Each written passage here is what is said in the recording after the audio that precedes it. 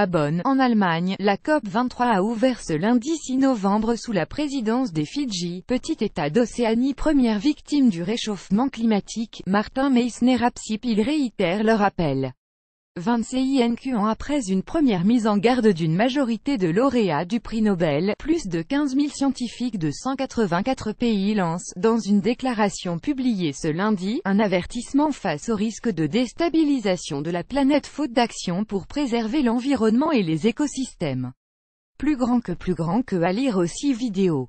Réchauffement climatique. Le temps presse. La preuve en ImageSun 1992, long. Union of Concerned Scientists, avec plus de 1700 co-signataires, avait émis l'avertissement des scientifiques du monde à l'humanité, dans lequel ils argumentaient que l'impact des activités de l'homme sur la nature allait probablement aboutir à de grandes souffrances humaines, et à mutiler la planète de manière irrémédiable.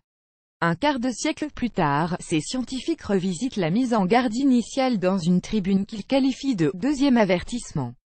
L'humanité ne fait pas ce qui devrait être entrepris de manière urgente. Disponibilité de l'eau potable, déforestation, baisse du nombre de mammifères, émissions de gaz à effet de serre, tous ces voyants dans le rouge, et les réponses depuis un 992 étaient décevantes, à l'exception des mesures internationales prises pour stabiliser la couche d'ozone dans la stratosphère, concluent ces scientifiques dont l'appel paraît dans la revue Bioscience.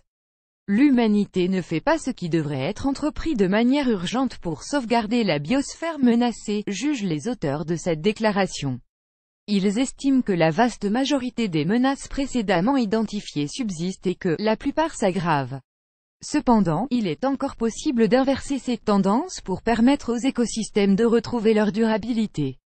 Planning familial et énergie verte. Mais depuis 25 ans, la quantité d'eau potable disponible dans le monde per capita a diminué de 26% et le nombre des zones dans les océans a augmenté de 75%.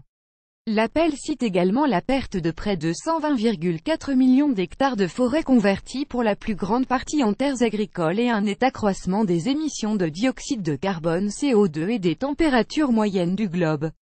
Ces scientifiques pointent aussi l'augmentation de 35% de la population mondiale et une réduction de 29% du nombre de mammifères, de reptiles, d'amphibiens, d'oiseaux et de poissons. Plus grand que à lire aussi réchauffement climatique. En 2100, la plupart des glaciers auront disparu, selon les scientifiques. Parmi les mesures recommandées, les auteurs de l'appel suggèrent la création d'un plus grand nombre de réserves naturelles terrestres et marines et un renforcement des lois contre le braconnage et des restrictions plus sévères du commerce des produits de la vie sauvage.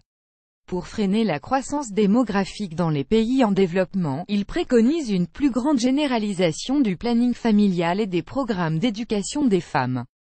Ces scientifiques plaident aussi pour des mesures encourageant un régime alimentaire plus à base de plantes et l'adoption à grande échelle des énergies renouvelables et d'autres technologies vertes.